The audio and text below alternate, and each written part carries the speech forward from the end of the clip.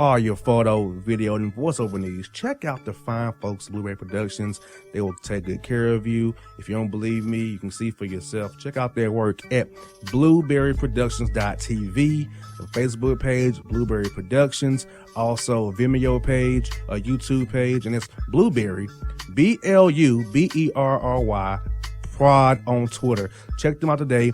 Blueberry Productions, great people, great work, great service. Hey there, your yard took a real beating this summer. Luckily, Scott's Turf Builder Winter Guard has your back. Just feed your grass with Scott's again this fall when the air is cool and the soil is warm. It's the perfect time to give your lawn a boost. If you do, Winter Guard will give your yard the nourishment it needs to help weak, thin grass recover and support root growth, giving you a greener, more resilient lawn both now and next spring. Guaranteed. Grab a bag of Scott's Turf Builder Winter Guard today. You'll be back to barbecuing in no time. This is a Scott's Yard. Hey parents, we all try to be extra careful with our children in the car, but then we get an important call or text. Remember, our children are watching. Make every drive a good example. Be in the zone. Turn off your phone. Visit childrenshospital.vanderbilt.org/BITZ to learn more about our teen driver safety program. Brought to you by Monroe Carroll Jr. Children's Hospital at Vanderbilt, the Ford Motor Company Fund, and the Allstate Foundation. Hello, my name is Travis Williams, President and CEO of Academics and Athletic Consulting, focusing on educating and empowering tomorrow's collegiate athletic leaders. My passion is for the education and genuine concern and care for today's student athlete. It's the centerpiece of my life's work. A college education, both in and out of the classroom, is a truly rewarding benefit. For more information on AAC, you can go to www.academicsandathleticsconsulting.com. Once again, www.academicsandathleticsconsulting.com. Or you can follow me on Facebook at Academics and Athletic Consulting, or Twitter at Coach TWill24, or Instagram Travis L. Williams 24. Or you can call me at 404-542-6079. Once again, AAC is very proud to partner with J.R. McHenry of the Bossman Radio Show, covering sports and entertainment across the country. Please tune in weekly for informative, entertaining, and expert analysis on today's sports and entertainment topics. Thank you.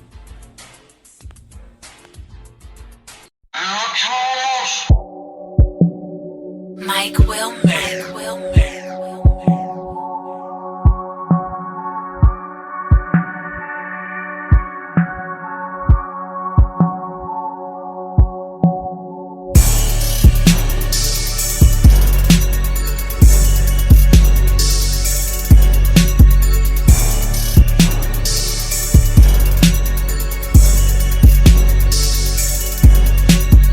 Back in the Bossman show, here with a close friend of mine, somebody I call a brother to me, been down with me since 2014, my man Donnie Tyndall. Coach, how you doing, my good brother? How's life treating you, man? I'm doing all right, man. This stuff is so crazy, as that we were talking about off the air, but plugging away, trying to grow and get better even when we're locked indoors, and just, bored to death, to be honest with you, but understand it's just where our world is at right now. It's crazy, man. Now, as I told you, I was in Nashville trying to celebrate my birthday when everything kind of went sideways with the virus and the tournament getting canceled, the NBA getting canceled, G League getting canceled. So where were you when you heard about everything getting shut down for the season and what have you, and how did your team take it when you had to tell them?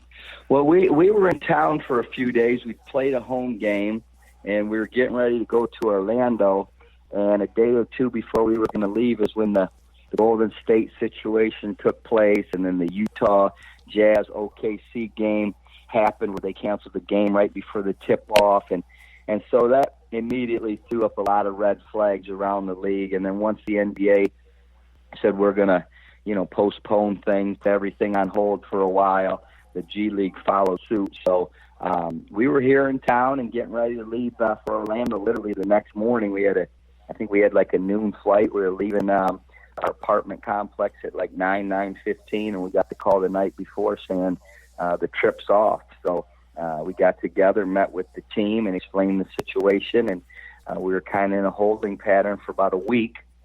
And then they said, look, we still could resume this thing, but if guys want to go ahead and go home to their home base, be around their family, they can go ahead and leave. And so eventually, within the next couple of weeks, our entire team did exactly that. And I've stayed in constant contact with our players and kept them abreast as what's happening. And they still haven't officially canceled the G League season, so who knows? But it looks pretty bleak at this point.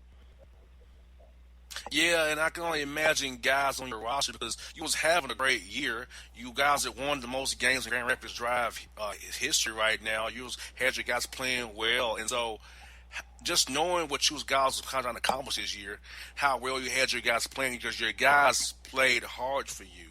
You know, they maximized their talent for you. So how did it make you guys feel as a group, knowing that, hey, we had some things to accomplish here, was playing so well, representing Grand Rapids and the Drive and the Pistons, well, and the team had to love what you got doing there on the farm, per se, there.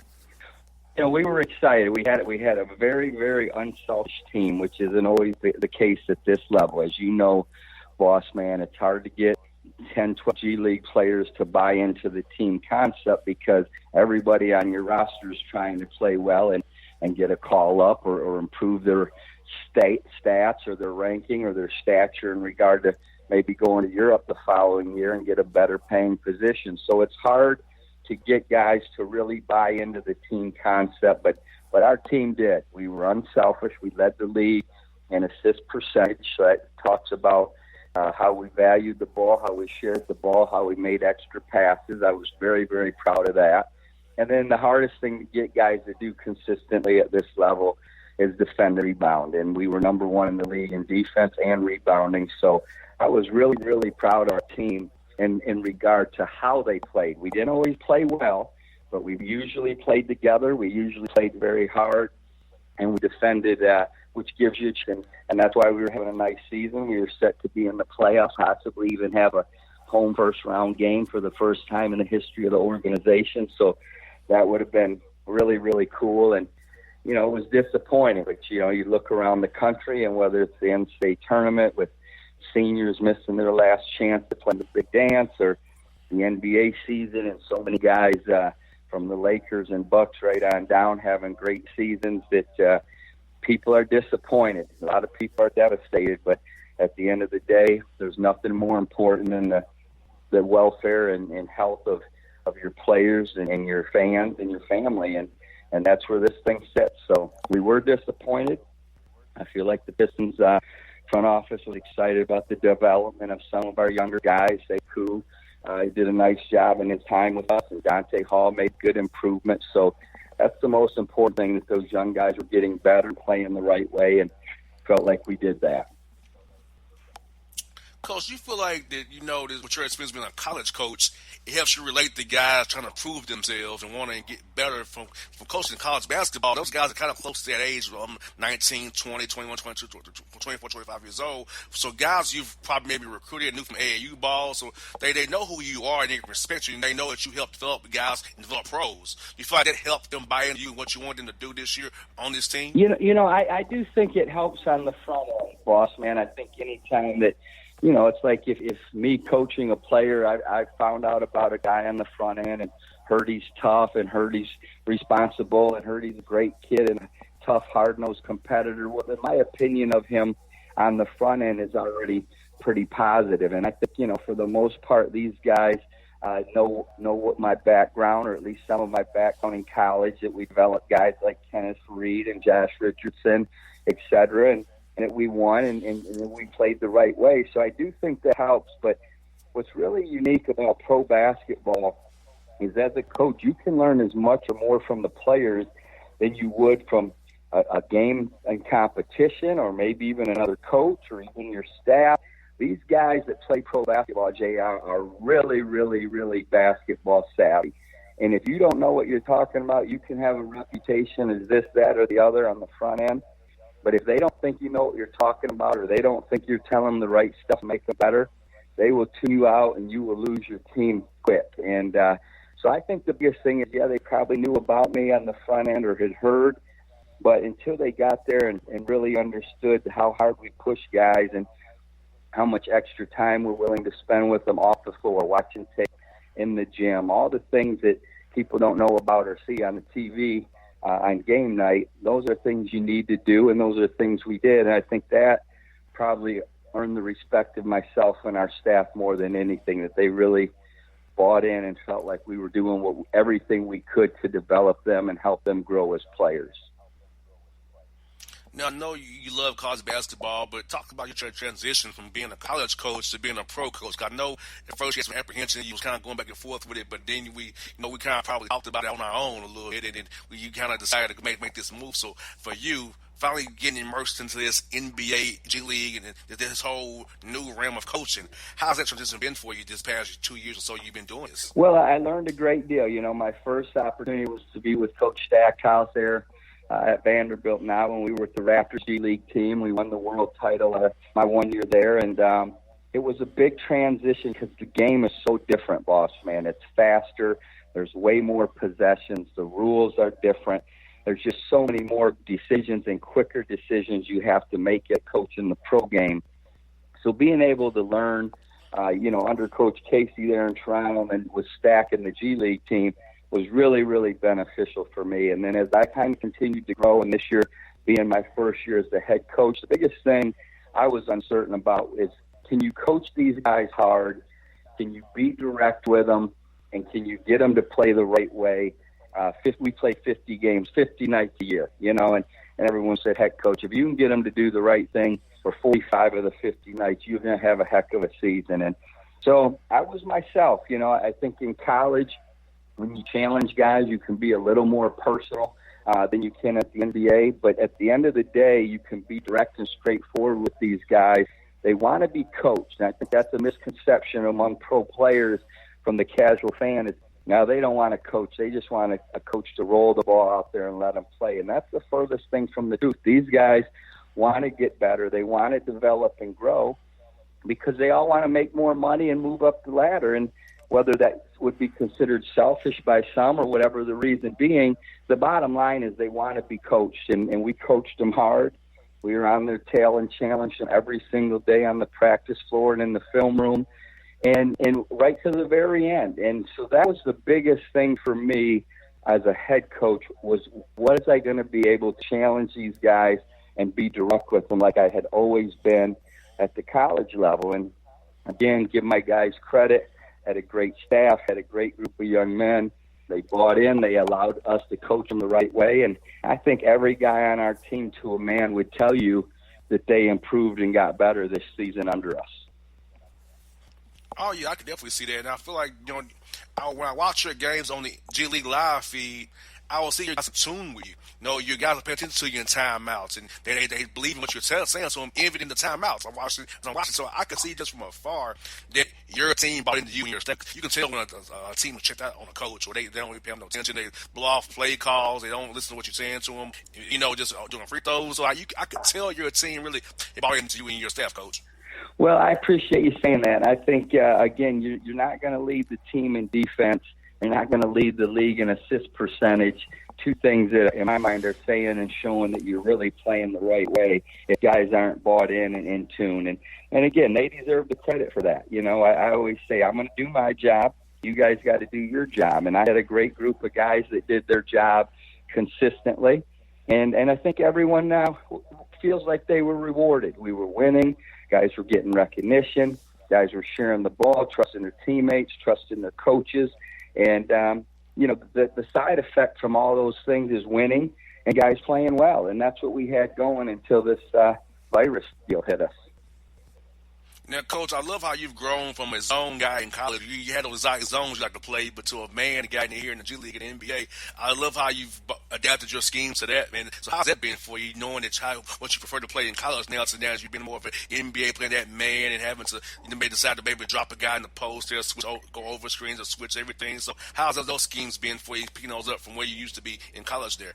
Well, I think that was another thing that was going to be really challenging for me, and I'd really studied man-to-man defense in the NBA the last 3 or 4 years and tried to become as knowledgeable as I could in the man-to-man because, you're going to play 95% man-to-man in the NBA, and we did, and we were pretty good at it. Obviously, there's some things I learned that maybe we do a little bit differently this upcoming season. But this is pretty interesting. The final stats just came out, and after 43 games, we played the second most possessions of zone of any G League team, which is only 10 possessions per game. That's what we played, 10.3 possessions.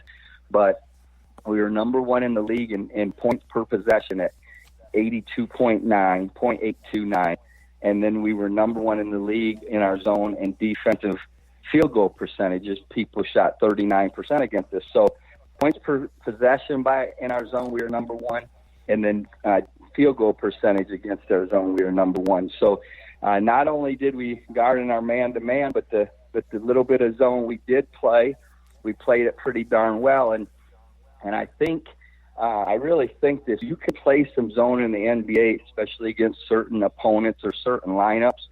It's just you take the time to really teach it and spend it on it and practice on film, because you're not going to play a lot of possessions of it over the course of the season. So that's always a dilemma for our coach, or a coach. We spent some time on our zone. Don't get me wrong, and I think that's why we're pretty good at it. I don't think it took away from our man-to-man defense. But we got a little zone in there, even a little 2-2-1 3/4 court trap back to our zone, JR. So a little college flavor there. Oh, yeah, it's always good to have that variety to be able to throw somebody off of there, because they think you're going to play man all the time, and also you can with a surprise 2-3 zone or a 3-2 zone or a 1-3-1 or a 2-2, a 2-1-2. It's going to throw them off, especially then you don't want to trap them too, because a lot of pro teams don't expect to be trapped ever, unless it's probably late game, or if that even. So to throw them off, if they have that little wild card in your back pocket there, it's always something good to have there. Well, I agree. And, the thing about this level is there's so many great coaches that run great stuff out of timeouts. They're called ATOs, which stands for after timeout plays. And guys are really, really good at this level, drawing up plays. And then, heck, the players are so good. If you even get them halfway open on a good set, they're going to make the shot or make the play. So we would kind of throw some zone come out of ATOs and thinking they were going to draw something up versus a man-to-man, and so that would catch them off balance occasionally, and felt like that was a pretty good change of pace for us. So you're right. It's nice to have a couple different things, and the bottom line is guys got to go play it and buy in. And just like our man-to-man, when we went zone, guys were aggressive. They were bought into it, and they weren't over there rolling their eyes like, man, we're playing some zone. This is crazy. They knew it was a weapon for us and played the right way. So, Coach, so how you going to be spending your days here as we are in the quarantine world, man?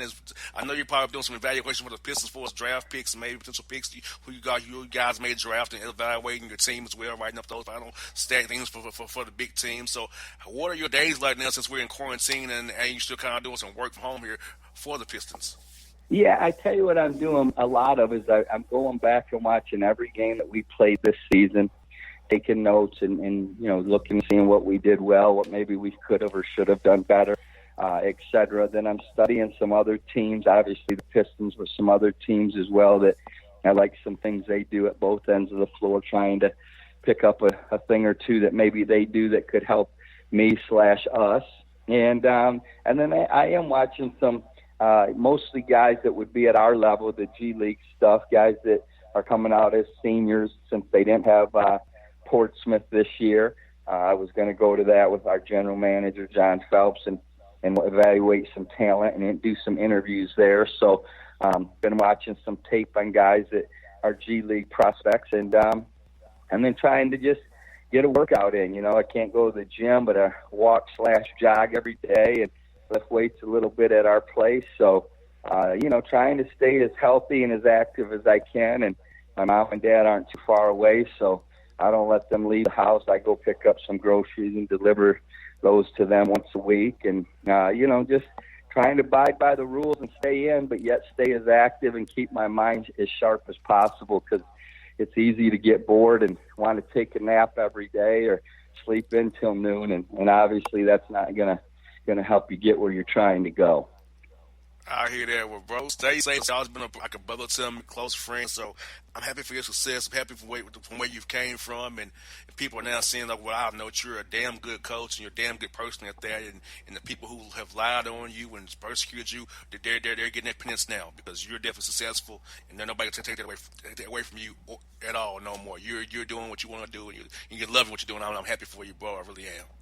Well, I appreciate you, buddy. You're a loyal friend, a good friend, and stay safe out there. Take care of your family, and let's stay in touch. But I appreciate you having me on.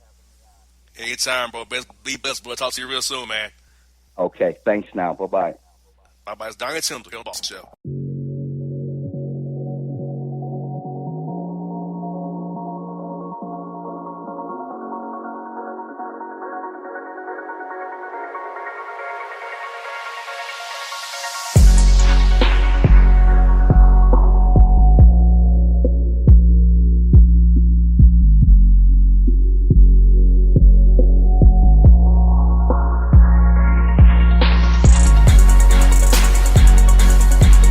Hip-hop fans, I got a great album for you. The debut album from Family Grind ENT, True Speech and 313 Fresh. We're going to give you 2 discs, 33 songs of pure, genuine hip-hop. Albums available on iTunes, Amazon, Google Play, illstreetrex.com, and streaming live right now on Rhapsody, Beats Music, Spotify, Xbox Music, Slacker Radio, and SoundCloud. Check them out today. True Speech and 313 Fresh. Family Grind ENT. Believe in it. Get it. A gorgeous tan from Suntan City gives you an inner glow that relights the fire when you run into your first crush. Vicky, who was that? An old boyfriend. Lucky you just tanned at Suntan City. Lucky he's single. We're doing lunch tomorrow. Won't be single for long then. During Tour of the City, try all 5 tans, including spray tan, for just $4.99. Restrictions may apply. Click to buy now. Suntan City, let yourself shine. When you're a teen, you finally get to make some of your own decisions. Who are you going to hang out with? What do you want to be? Are you going to glance at that text while driving? Remember, a split second is all it takes for something tragic to happen. Be in the zone. Turn off your phone. Visit childrenshospital.vanderbilt.org/BITZ to learn more about our teen driver safety program. Brought to you by the Monroe Carroll Jr. Children's Hospital at Vanderbilt, the Ford Motor Company Fund, and the Allstate Foundation. It's maybe the night that my dreams might let me know. All the stars are closer. All the stars are closer. Tell me what you gonna do to me. Confrontation ain't nothing new to me. You could bring a bullet, bring a sword, bring a morgue, but you can't bring the truth to me. Alexa, play Kendrick Lamar and SZA. Okay. Maybe the night that my dreams might let me know. All the stars are closer. With Amazon Music, a voice is all you need. Get tens of millions of songs. Download the Amazon Music app today. Yeah, it's your man JC, the host with the most, baby, and it goes down each and every Saturday night right here in the city of Memphis. That's right, y'all. It goes down at Clicks Sports Bar Memphis, baby. 3705 Malco Way, Memphis, Tennessee, 38125. Come out and join us, the Three Kings, each and every Saturday night for the livest karaoke in the city. Everybody gets in free till 10 p.m. Only $5 after. Great food. We got drink specials. We got all kind of games, man. We got the pool tables popping. Whatever you want, we got you, man. Come on out. Have a good time with us each and every Saturday night. That's Clicks Sports Bar, Memphis.